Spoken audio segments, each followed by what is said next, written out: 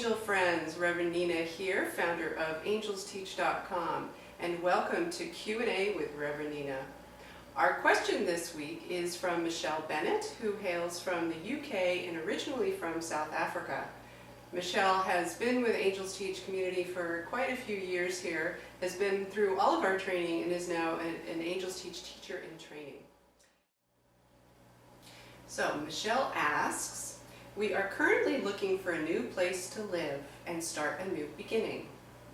When we found the right place, how can I go about clearing the space for our new little place?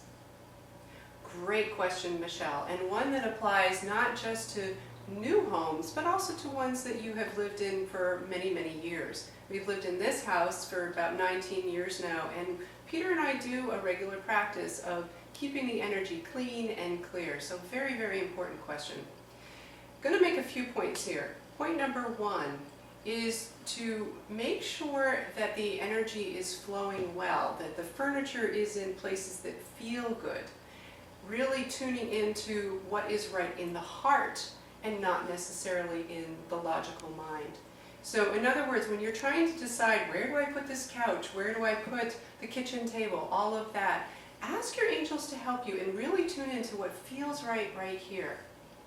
Because it may not make sense logically, but it will feel right to you, and ultimately that's what matters. I actually did an audio interview with one of our angelic life coaches, Donna Cantone, in the Living with the Angels membership this past summer. And for anybody who is already a Living with the Angels member or would like to become a Living with the Angels member, that audio is available in our archives. So I do encourage you, Michelle, and anybody listening to this, that if you're drawn to that, to check it out. Because Feng Shui is all about tuning into the flow of energy within your home.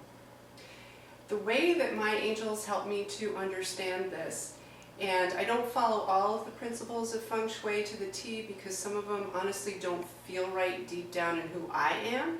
So you have to stay tuned with what feels right to you. But the way I like to look at it is picture a river flowing through your house, and ultimately that's the energy that's flowing through your house. So you want it to be unobstructed. You want the energy to flow smoothly from one room to the next, in the front door, etc., and out the other side. So if there are obstacles in the way of that natural flow of energy, and of course you're going to need furniture, and the furniture actually should be helping to support that flow as opposed to obstructing it. So perhaps going into a little bit too much detail on that point, but just suffice to say, make sure that the furniture and the objects in your home feel really good in your heart, number one. Number two, take advantage of sunlight. Make sure that your space has adequate access to sunlight, and really take advantage of that by making the prime living area in your home where it is sunniest. Sunlight itself is extremely cleansing, and you know, a lot of us who have desk jobs, who are inside in the winter, don't get enough sunlight. So make sure that you're paying a lot of attention to where the sun is and using that space. Third point is really around the cleansing itself. There's a technique known as smudging, which is using some kind of a dried herb like sage, mugwort, cedar is also used for smudging. It's actually a Native American technique that is often used. And it's the practice of lighting this dried herb and using the smoke as your intention to clear unwanted energies and invite them to go back to source. So the way that you do that is to use a smudging stick and just simply light it and ask your angels to help you support moving the energies that don't belong in your home out of your space. Next point I want to mention is around crystals. You'll notice that I have my beautiful friend Crystal right here. She wants to actually come and meet you. See her. The thing I want to mention about crystals is they really have energies of their own. So it's very important, especially if you're going to give them the very important job of keeping your space clean and clear, is to ask them, you know, really tune into whether or not it's a yes or no. Do you want to be part of my space clearing?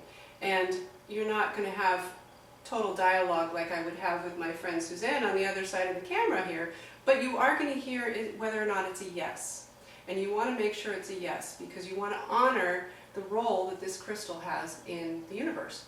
So ask if it has a role, and if you do, ask your crystals to help you know where they want to be. I know that this crystal wants to be right here because it told me that, quite honestly. So tune in to where your crystals are meant to be in your house. Crystals are just such a fabulous way to keep the energy uplifting and really grounded in our day-to-day life. So the last point I want to make for you, Michelle, and for any of you who are looking to up the energy in your home, is to make sure that you're filling it with things that feel really good, that feel really healthy, with healthy foods, with books that are inspirational, with music that really lifts your spirits, with things that really support the higher vibration of love. And I want to just mention one more time about intention, because it's always going to go back to your intention. So if you intend to have a home that is loving, it is supportive, that is nurturing, that is conducive to a harmonious relationship with your partner, then let the rest all flow from that. Set your intention and know and trust that it will be perfect. So thank you for asking a brilliant question, my dear Michelle. I love that. And thank you everyone for joining me here today.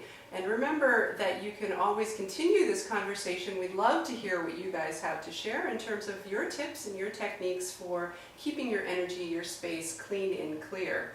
And you can do that through a number of different mechanisms. You can check out our Facebook page at facebook.com/AngelsTeach community.